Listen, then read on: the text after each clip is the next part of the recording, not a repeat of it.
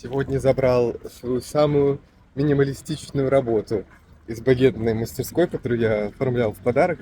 Чувствую себя художником. Это так прекрасно. Сейчас 4 утра, светает, тепло, и у меня все хорошо.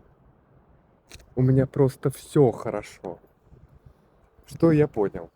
Что мне для счастья нужен длинный день, теплый воздух, чтобы можно было ходить в легкой одежде.